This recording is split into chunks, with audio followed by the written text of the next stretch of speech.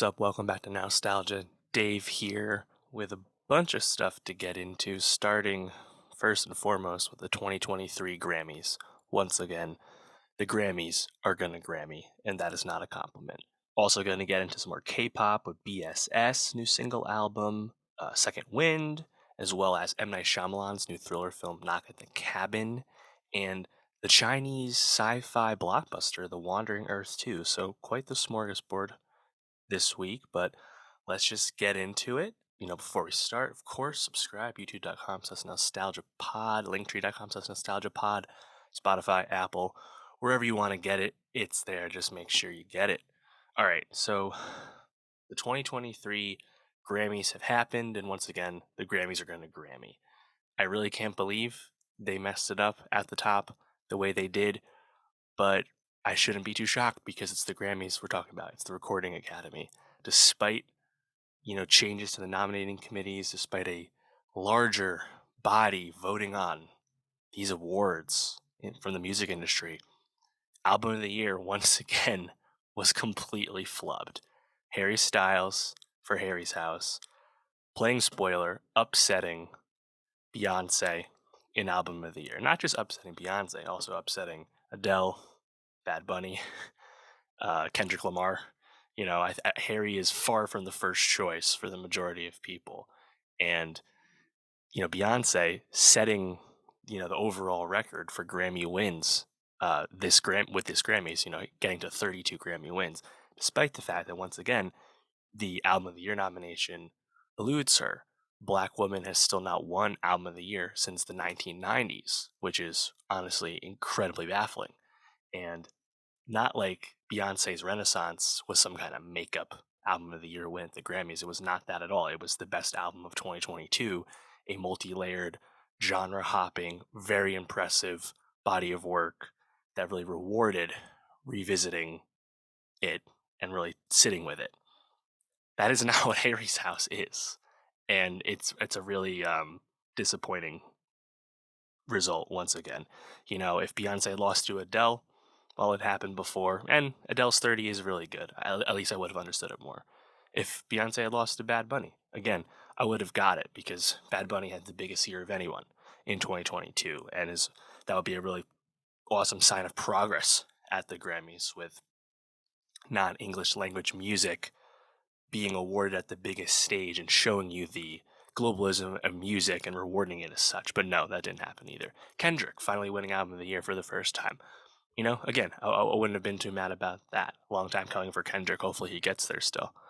But no, he lost. Beyonce lost to Harry, and Harry also didn't really acquit himself well with the acceptance speech. Not a fan of that. Really setting up the villain arc, the bad Harry moving forward. I think a lot of people are going to be really annoyed about this, and as they should be. So I'm very disappointed in this, is because it was set up so perfectly for the redemption of the Grammys, quote unquote, to finally give Beyonce what she deserves. And again, it's not like this was a makeup award; it was an album really deserving of these accolades. So that is really a huge bummer, And I think apart from that, there is some things to like about what happened in the 2023 Grammys. And I'll just go through a bunch of the wins, a bunch of things that happened. Record of the year and song of the year, we were talking about this big grouping, and in my predictions, I thought, Beyonce versus Adele, Break My Soul versus Easy on Me was probably the fight the whole time. But no, blanked in both awards. I got it dead wrong. Record of the year went to Lizzo for About Damn Time, and song of the year went to Bonnie Raitt for Just Like That. Pretty cool. I don't have a big beef with this at all. But it's just funny that how really no one was really on this. I think there were some people thinking maybe Lizzo could sneak in, but yeah, the fact that it actually happened with both those awards, pretty cool, I guess. I'm not too mad about that. It is rolling through everything here. Let's see. So Viola Davis actually is now an EGOT winner, winning a Grammy for audiobook narration in the pre-ceremony. Obviously, Viola Davis, she's a beast. Everyone loves her. Do we feel like winning an EGOT is good if you narrated an audiobook? Like, is that really like a Grammy people care about? No shots of Viola Davis, but like, I don't know. It's kind of cheating if you ask me, but shout out her. Um, Musica Urbana, Bad Bunny won. That's his third time winning that category. Latin rock slash alternative, Rosalia won. Really happy to see her win. I would have loved that category to be on the broadcast to kind of honor Rosalia, one of the most critically acclaimed albums from her in 2022. That would have been cool, but alas, that did not happen. Best rock album went to Ozzy Osbourne, which I don't care about, but the fact that it didn't go to Machine Gun Kelly is pretty funny, and I'm happy about that. Uh, in rap, uh, really chalk, like as expected as possible, which is good though because this is what we want to happen. Kendrick wins best rap album. That's his third best rap album win. Only Eminem and Kanye have more best rap album wins than Kendrick. Best rap song went to Kendrick for Heart Part 5. Best rap performance went to Kendrick for Heart Part 5. And melodic rap performance went to Future, Drake, and Thames for Wait For You. Honestly, those were the favorites in all those categories. Really no beef with that given what was nominated. And obviously Kendrick, in fact, winning rap album over Drake, or sorry, over DJ Khaled, over Jack Harlow. Like it could have been way worse, you know? So that's good. And I like Kendrick's speech, honestly. He is right to point out that this is a tough record and a personal record for its ugliness, as you know, everyone's talked about nauseum in reviewing the album. So it is cool to see something like that get recognized because it's not as conventional as other work. Moving along here, progressive R&B album went to Steve Lacy for Gemini Rights. Honestly, shout out Steve winning. Um, he was a favorite in the category, but shout out Steve winning after everything he went through with the TikTok kids on his tour. Enjoy the trophy, man. You deserve it. R&B album, uh, straight up R&B album, went to Robert Glasper. A bit surprising because it means Mary J. Blige did not win, and Mary J. Blige was nominated in Album of the Year. You would have thought she would have been a favorite for the genre category. Alas, not the case. In terms of the wins Beyonce did get, she won for traditional R&B performance for Plastic Off the Sofa. She won for Dance Electronic with Break My Soul, and Dance Electronic Recording for Break My Soul, and Dance Electronic Album for Renaissance. Those are the dubs. Beyonce did lose one of the smaller categories as well. She lost R&B performance to Mooney Long's Hours and Hours. Beyonce was nominated for Virgo's Groove in that category. So Beyonce went 3 for 4 in the down ballot, which would have been totally cool, totally fine if she had won Album of the Year, but she didn't. Again, just a baffling turn of events, man. I'm still shocked about it. Let's see, pop. You know, perhaps this was the sign that something was amiss, and Harry perhaps would be the spoiler. Pop vocal album went to Harry Styles, not Adele. Red flag. Pop solo performance went to Adele for Easy on Me, her fourth win in the category. And pop duo slash group went to Sam Smith and Kim Petras for Unholy. Did not go to Coldplay and BTS. So BTS still blanked at the Grammys thus far.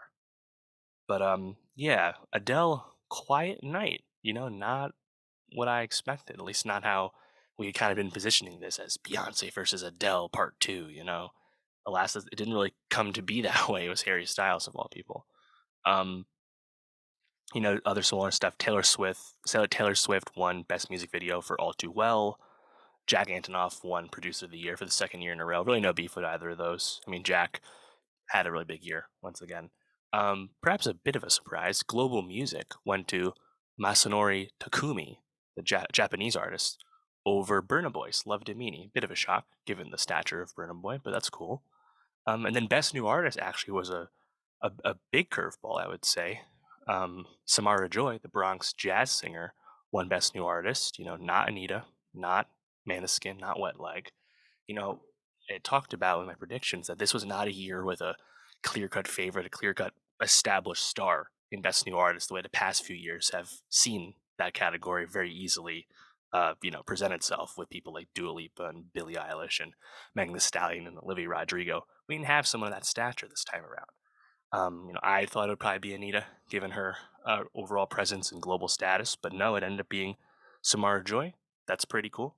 She also won a jazz award as well this ceremony. So, she's really young. That's super cool, and I think doesn't really speak to any of the other artists at all. It's all on them to, I think, increase their stars from here on out. This was a kind of an odd year for Best New Artist after several years of it being anything but. So this is not, to be clear, this is not like Esperanza Spalding beating Drake and Bieber in 2010. That's not what this is. So shout out Samara Joy, and I think everyone else who didn't win, who maybe thought they would win, they'll be just fine. It's no big deal.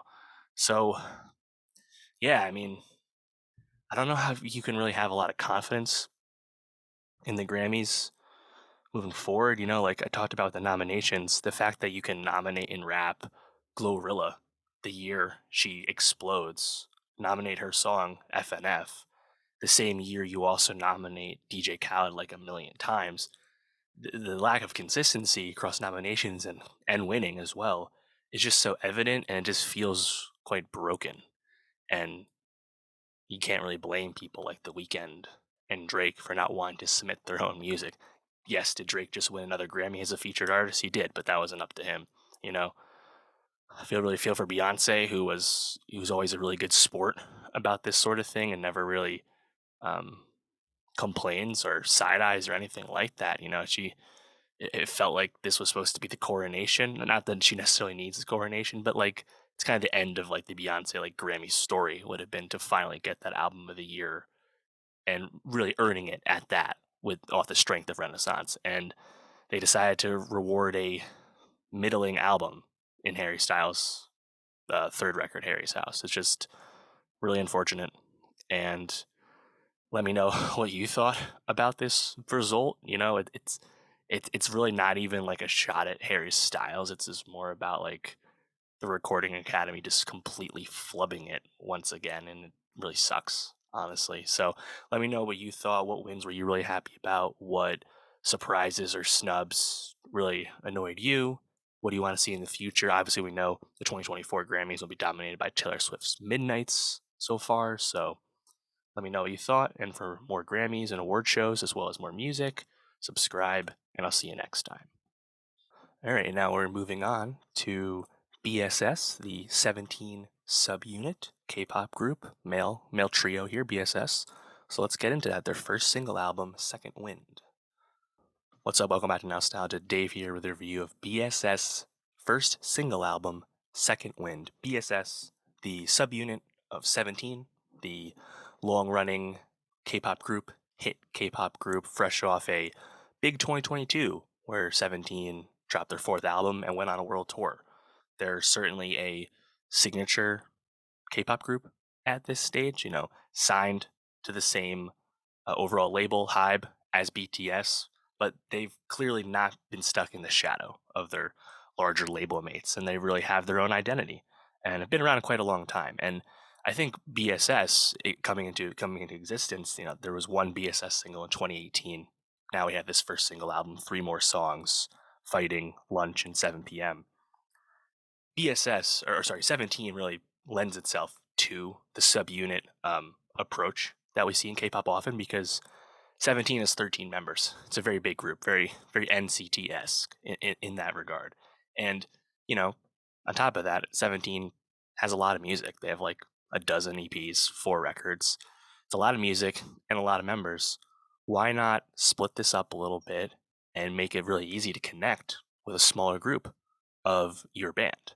And that's kind of what they did with BSS, which stands for Bosoksun, which is a nickname that we have for these 3 members. The members, of course, Sungwon, DK, and Hoshi for BSS. And yeah, a little 3-pack here. I thought it was actually a really like smartly designed single album, because there's 3 different types of songs. You have the first track, Fighting, which is more that traditional K-pop banger. You have the music video out now. 17 in general have quite the reputation as performers, both in terms of dancing as well as live singing and whatnot. So no surprise that the music video is quite impressive. I liked Fighting quite a bit. It also features a rap feature from somebody new, Lee Youngji, a Korean rapper, not someone from 17. And I thought the rap flow in the feature was pretty good. But Fighting, just in general, like I think the up-tempo-ness of that is a really fun banger. And then right off the bat, song 2, Lunch, probably my favorite song of the 3, just because that's just a really funky, groovy song. You don't get that kind of production all that often in K-pop, and I thought that was a really inspired beat, honestly, in the performance from the 3 BSS guys. Sounded great. And then to wrap it up, you have 7 p.m. featuring Peter Elias, the European singer, 7 p.m. is a ballad. So to get like three distinct types of songs on your three song single album, really good. I think it does an awesome job of making that impression felt. Now, my only question from here would be like, is the 17 subunit project like going to continue? This is we had one BSS song in 2018, nothing since. Like, there's clearly something here with a less is more approach to some of the people in 17. Why not go down this path further? It's hard to be overly invested in a subunit when they're not really releasing a lot of music. This is not the NCT subunits, which are like they're fully formed mini groups in their own sense in terms of the catalog they have. We don't have that catalog yet here. So, I'll be curious to see how that continues. You know, I think one thing that perhaps sets up 17 and BSS for success here is that Hybe has done a really good job of kind of differentiating the identities of all the acts they have. And it's really based off the creation of kind of like mini sub labels and production companies under that Hybe umbrella. Of course, BTS is on Big Hit, but 17, they're in their own little orbit with Pledis Entertainment. And of course, the new, Hybe stars that we got in 2022, New Jeans is on Ador, and Le Seraphim is on Source Music. So I think that like is like a really underrated aspect of all of these groups, really, and how they're moving is that they're almost all siloed off and allowed to do their own thing, and don't have to worry too much about the other acts that have their own priorities that happen to be on their same label.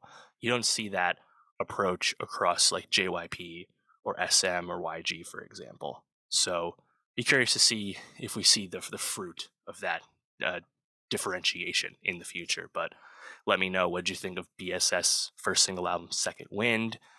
Do you want more? I certainly do. It's just a short, brief reintroduction to this subunit, so hard to be too invested in it just yet. But I'm sure we'll be hearing from BSS, maybe a new subunit, or just 17 in general coming back because they're so prolific. So let me know what you thought. For more K-pop, for more music, subscribe, and I'll see you next time. What's up? Welcome back to Nostalgia. Dave here with a review of The Wandering Earth 2, the Chinese science fiction blockbuster from Frant.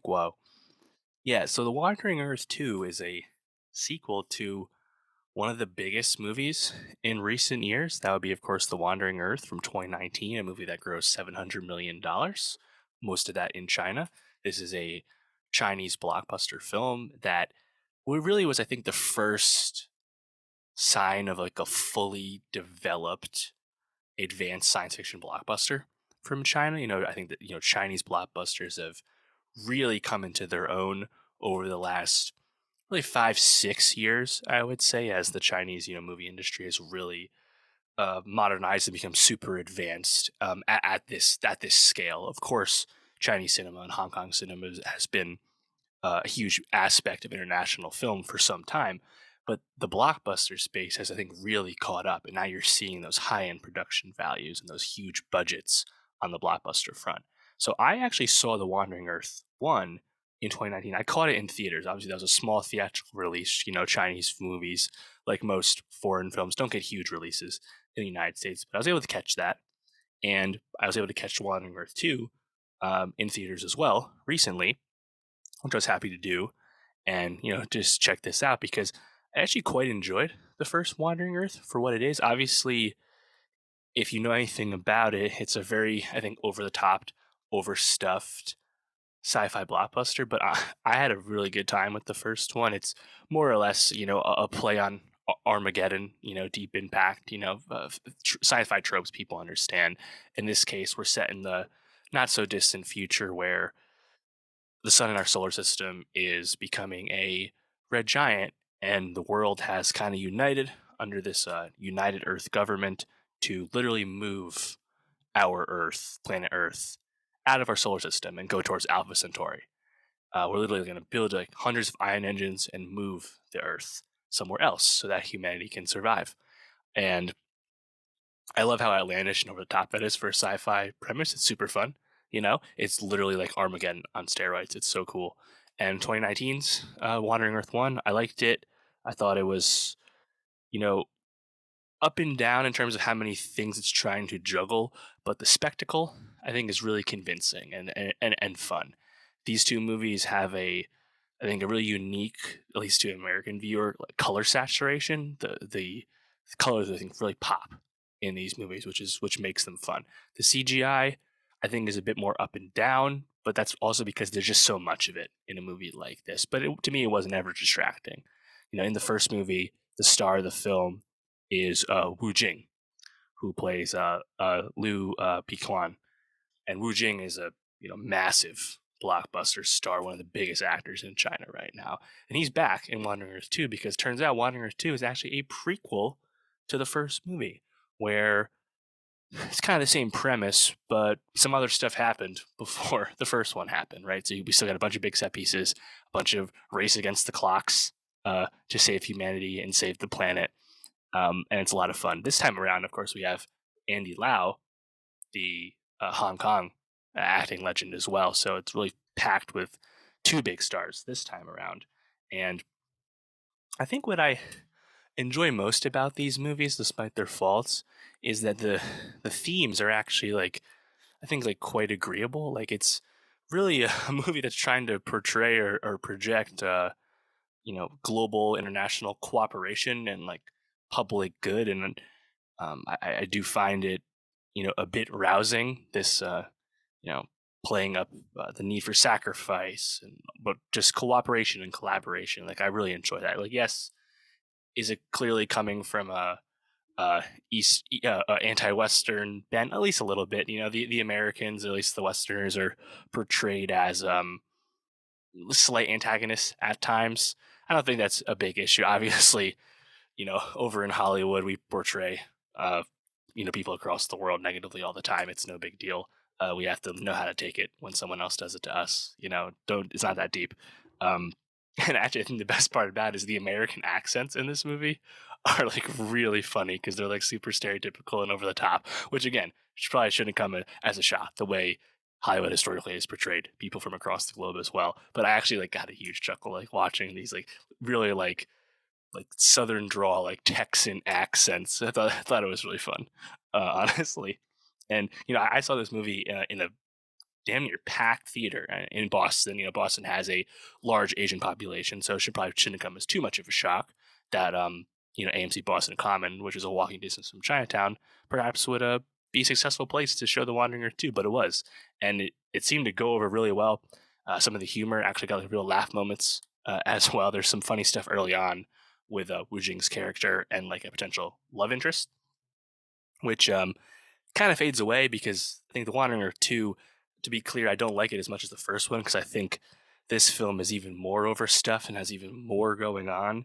And just when you have this many themes and subplots and sub characters, not all of it can be served as well as it needs to be. So the effectiveness of each element is kind of up and down. But I think early on, the space elevator drone attack set piece, really the first big set piece in The Wandering Earth 2, that is some thrilling shit. It looked amazing. That was really fucking cool.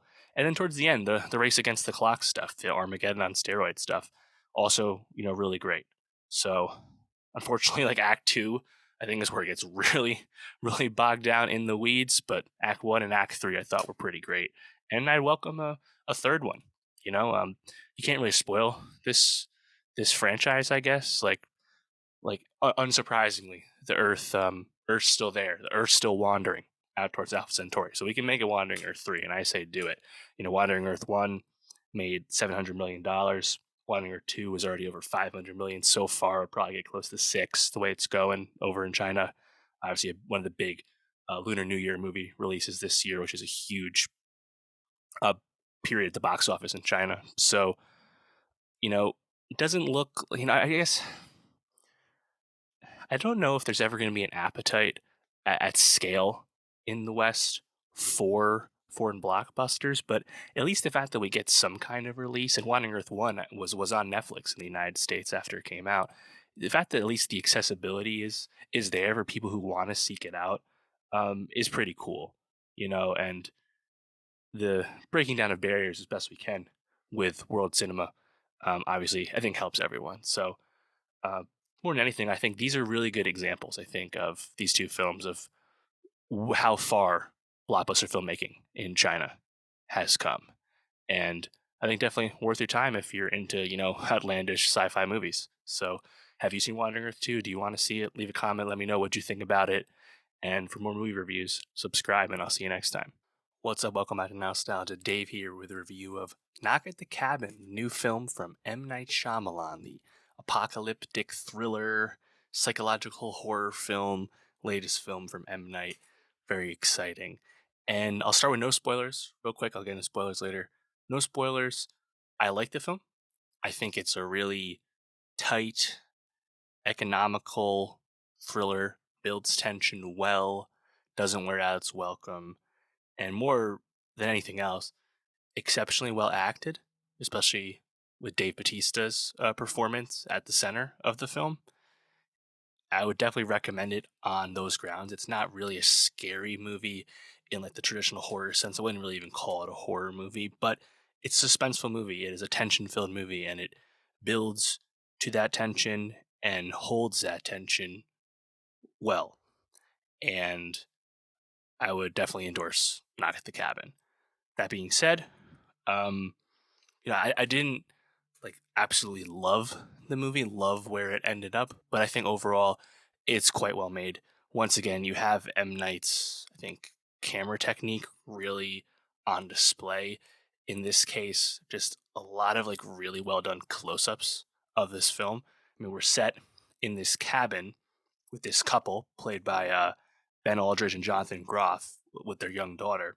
They're off at this cabin on vacation, and they get uh, a knock on the cabin. They get uh, an encounter from this group of people led by Dave Bautista's character Leonard, and they're presented with this difficult task, an impossible choice, as it were, in the name of saving the world. And that's really our premise here. So we're set in this one place the whole time, and the cast is very self-contained with this small group. And I think the blocking in the cabin with those close-ups on all your actors' faces really effective, and has, I think, a way of communicating like that dread that the some of the characters are facing to the audience as you're watching it. So Knock at the Cabin, pretty good uh thriller film from M. Night. More than anything else, I'm just happy to see this movie, find some success. It had like a 20-ish million-dollar worldwide opening weekend, which doesn't sound like a lot, but then you have to remember that Knock at the Cabin only cost $20 million before marketing. So M. Night once again is making movies at an economical, cost-effective manner without the movie coming across as cheap in any way.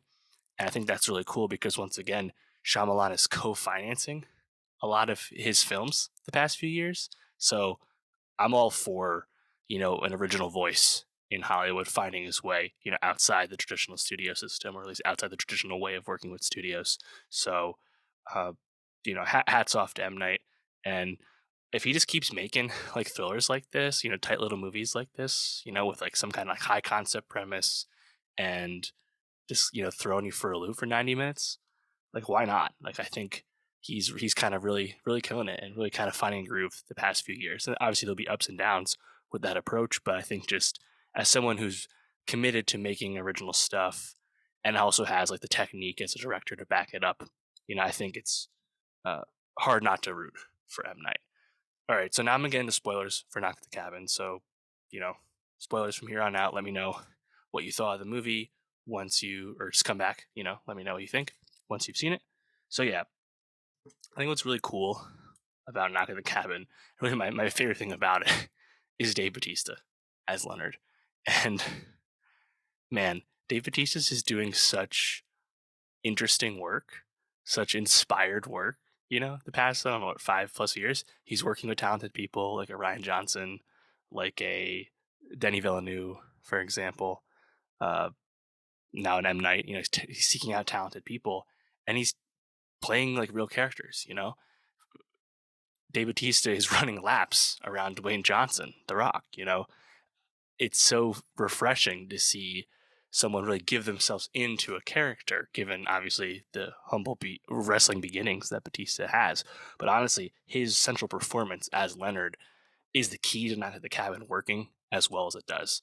He really communicates a kindness, I think, in an effective manner, while still being firm in what he's presenting. You know, this family with what they have to do, and I think really from the opening scene where you meet Leonard, where Batista encounters uh, Aldridge and Groff's daughter's character Wen, played by Kristen Key. When Leonard meets Wen, like, and you learn later that he's a teacher.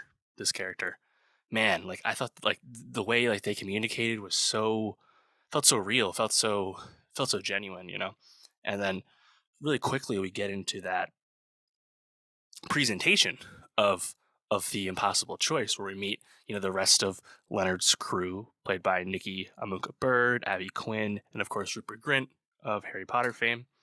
And yeah, on its face it seems really simple, right? Like you have to kill they're told that they have to kill one of them, otherwise the apocalypse will fall upon earth and everyone will eventually die. And what I really like about Knock at the Cabin is that you are quickly thinking about whether this is real or not, you know? And the doubt that Ben Aldridge in particular really his character Andrew, the doubt that Andrew really brings in terms of this not believing what's being presented by these people, accusing them of being cultists or trying to expose them or harm them in some way because they're a gay couple, whatever it might be. That doubt, I think, is communicated well to the audience, and you're not really sure what's going on either as you watch this group slowly kill themselves one by one as Andrew and Jonathan Groff's character Eric, as Andrew and Eric refuse to comply with their demands. You know, I think it's really harrowing. And the movie makes, I think, a really pointed choice of not really showing you the deaths of Leonard's crew. The camera pointedly really cuts away at the uh, moment, of truth each time. But it still feels really harrowing and really heavy, and it's like you don't even know if you like these people, but they are like being nice about this really difficult situation they are presenting this family with.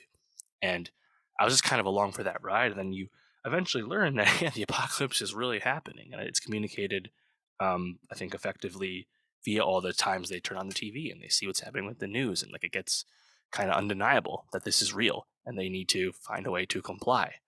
Um, in the process, you get a classic M. Night Shyamalan cameo in the air fryer commercial. I thought was really fun, really landed. Classic Rick Dalton pointing at the TV meme right there. But that made me chuckle.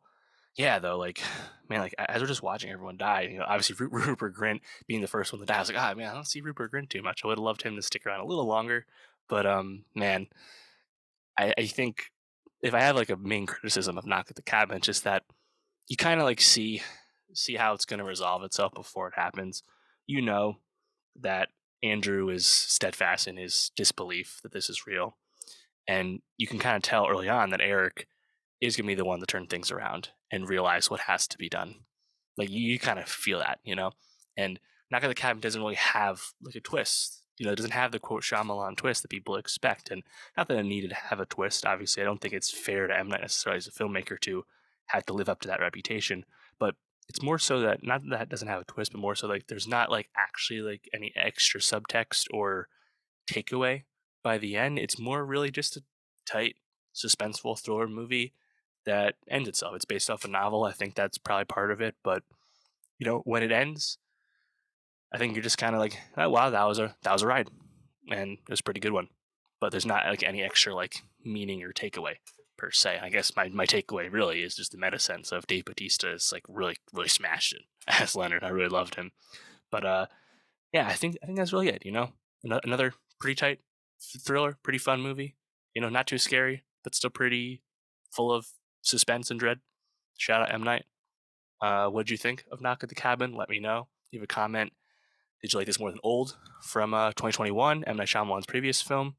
I believe he has another movie that he's working on now. I forget the title, but let me know what you thought. And for more movies, subscribe, and I'll see you next time.